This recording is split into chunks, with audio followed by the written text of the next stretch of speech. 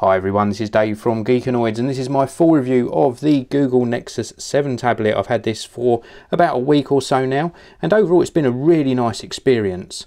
Now you can get this in two different capacities. You can get it in an 8GB version, £159 in the UK, $199 in the US, or a 16GB version, which is the one I've got here, £199 in the UK, $249 in the US. Now I have done a product tour of this. If you haven't seen that video, there will be links underneath this one. I've also done a what's on my Nexus 7 video showing you all of the applications I'm currently using. Again, the link will be down below. Now I'm going to cover off the sort of positive points first. And the first positive point is the actual form factor. This is great for holding one-handed. I love the 7-inch form factor. Didn't think I'd like it so much. I'd previously used a BlackBerry Playbook and some other tablets as well, and they just didn't feel quite right, but this feels really nice in the hand. Also loving the screen, 1280 by 720 resolution. It looks really nice. It's got good viewing angles as well, and overall it's just a beautiful screen. Really do like it a lot. Then we've got the actual sort of design of the device I just want to cover off. Now apart from obviously the touch screen, we have got some sort of touch buttons on the screen as well. I would have liked those to have been off of the screen, but this is something that Google Android is implementing across all devices.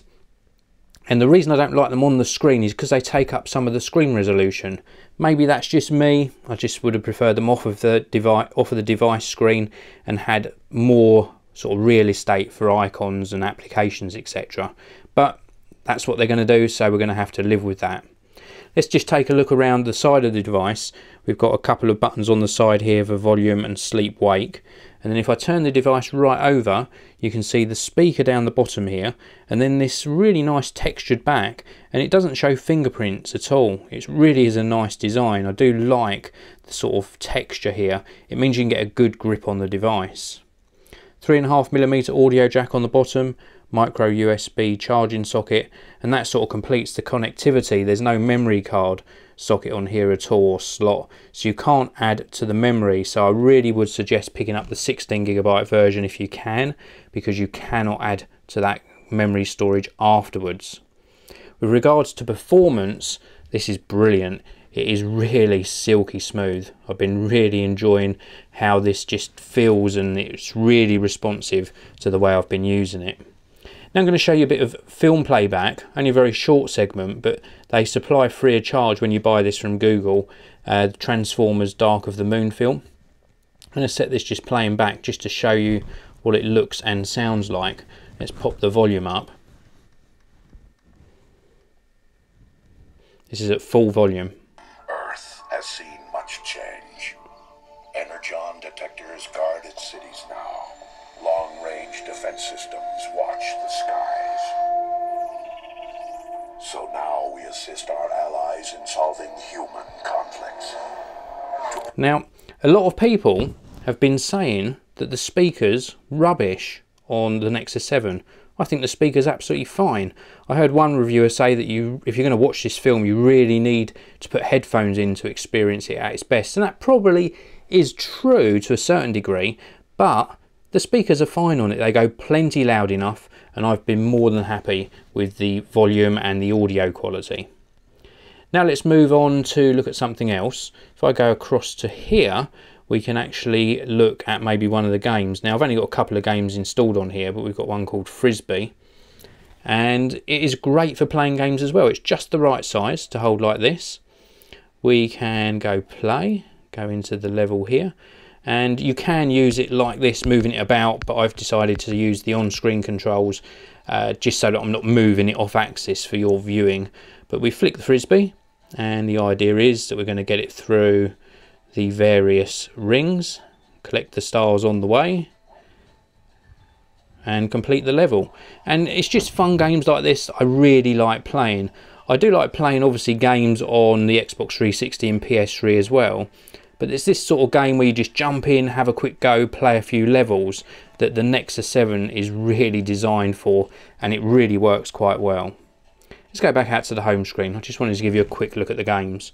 Now, the other applications I've got on here, again, you can see my What's on my Nexus 7 video, but I've got things like Instagram, and this is great for both sharing and viewing back your sort of friends' photos, and whoever you follow, your friends' photos appear in your feed here, and you can scroll through them and favourite them and comment them. Look at this one. That is awesome. That is an awesome photo. And you can also go across and look at your own sort of status. This is my photo grid. If you want to follow me, then follow Geekanoids on Instagram. And it's just a great little app. It's a really nice screen. Actually, let me just pop back in there and I'll go on to this photo.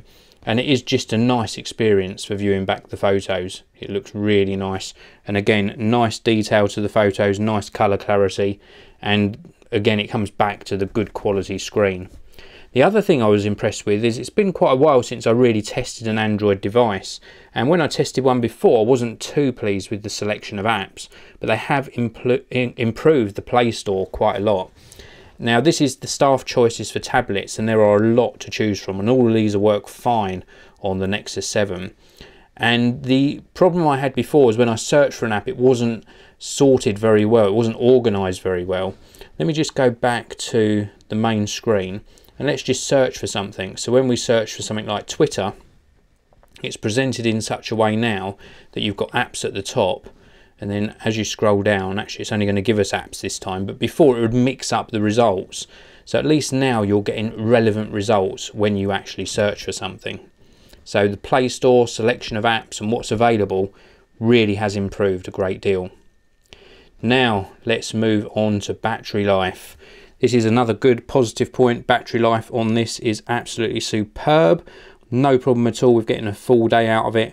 I've been getting a couple of days, really, just about a couple of days between charges. And that's with medium to heavy use, more medium use, I would say. But I've been doing a lot of tests on this because I wanted to bring you my review and my opinion about the device. So I think 2 days you should expect from this from a single charge.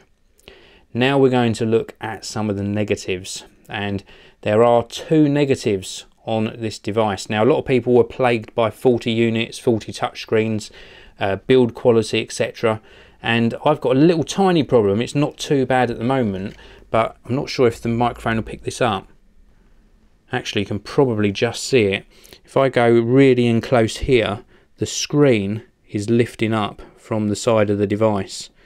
You can just see it on here. We've got the screen moving up and down. You can see that on camera. So not good on build quality.